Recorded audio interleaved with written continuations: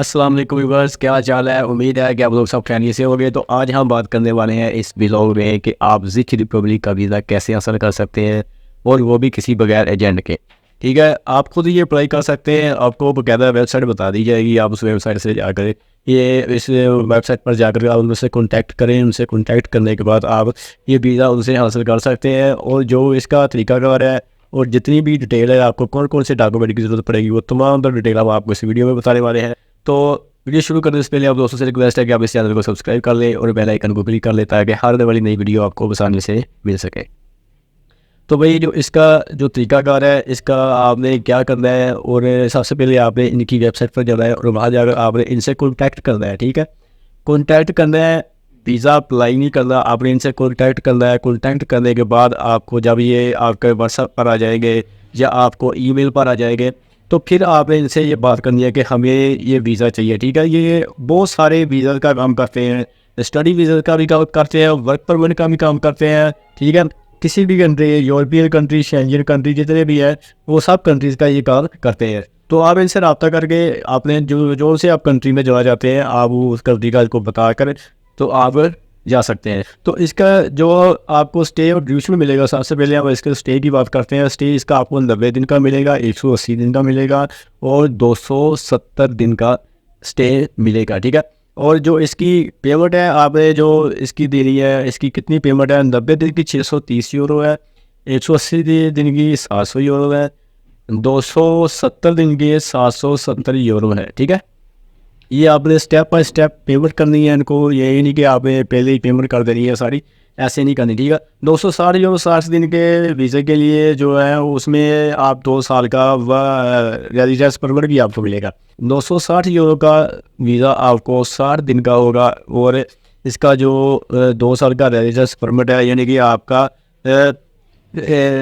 2 से 2.5 साल का आपका जो है वर्क परमिट लगेगा। ठीक है, ये एक्सटेंडेबल भी है, आप एक्सटेंड भी करवा सकते हैं। और इसकी जो प्रोसेसिंग टाइम है वो 14 से 21 दिन तक आपको ये आपका प्रोसेसिंग टाइम है। आपके डॉक्यूमेंट जमा होंगे तो आपकी फ़ाइल तैयार होगी, और आपका वो यहाँ पर आपकी फाइल तैयार होकर वाया कोरियर यहाँ आएगी। और कोरियर के जो पैसे होते हैं, जो डिलीवरी चार्जेस होते हैं, वो आपने खुद पे करने होते हैं। उसके बड़े 150 यूरो या 100 यूरो जितने भी उसके खर्चा आता है वो आपने खुद करना होता है। ठीक है, अगर आप तो उसके बाद आ जाती है, अगर जब ये आप वीज़ा लेने के लिए बात करते हैं तो आपको इसकी अपॉइंटमेंट भी लेनी पड़ेगी। अपॉइंटमेंट है जो है आपको ज़िक रिपब्लिक के कॉन्सुलेट से मिलेगी जो आपके कंट्रीज़ में है। ठीक है, या अगर कोई और वैसी वीज़ा डील कर रही है तो आप वहाँ से अपॉइंटमेंट इसकी ले लेंगे।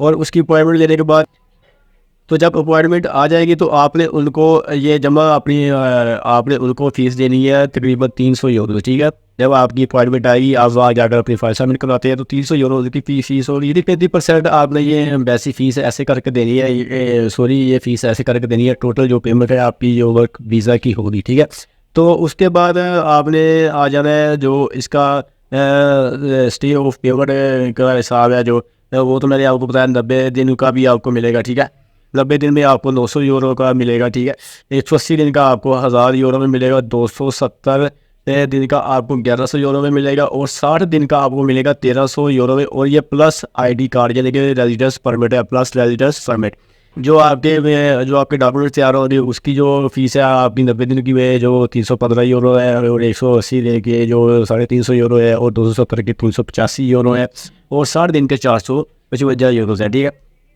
ये आपकी फ़ीस है। आपने जब ये फाइल तैयार करवानी है, ठीक है, एडवांस आपको 35% ही देना होगा। जब आपके कागजात की तैयारी हो जाएगी तो 35% फिर देने होंगे। ठीक है, फाइल तैयार कर लेंगे तो फिर आपको 35% उस टाइम देने होंगे। वो आपको प्रूफ देंगे कि हमने ये तैयार कर लिया है। इसकी जो रिक्वायरमेंट है वर्क परमिट की कि आपके जो ये कौन से डॉक्यूमेंट्स की ज़रूरत पड़ेगी और उसकी क्या क्या रिक्वायरमेंट है, तो उसमें कम से कम आपको इंग्लिश आती हो। ठीक है, पासपोर्ट की कापी आपके पास हो, और आईडी कार्ड की कॉपी हो। ठीक है, ये आपने 3 चीज़ें आपको होने चाहिए आपके पास के यार ये हम इंग्लिश बोल सकता हूँ, मेरे पासपोर्ट की कापी है और ये मेरे आईडी कार्ड की कापी है जो हमने उनको सेंड करनी है। ठीक है, तो सेंड आपने कैसे करनी है, आप उनको जो PDF फाइल है वो सेंड कर सकते हैं, या वैसे ही फ़ोटो सेंड कर सकते हैं। अगर जो सी आगे PDF मांगते हैं तो फिर आप PDF दे दें उनको। ठीक है, तो उससे उसके बाद आ जाता है इसका जो आपको कंपनी या आपको जॉब हासिल मिल जाए हो जाती है, आप वहाँ चले जाते हो तो आपको क्या कर वहाँ पर अकोमोडेशन का सिलसिला होगा। तो 8 से 10 घंटे ये आपको एक दिन के लिए काम करना होता है, ठीक है। 8 से 10 घंटे आपको ड्यूटी वहाँ पर करनी होगी, ठीक है।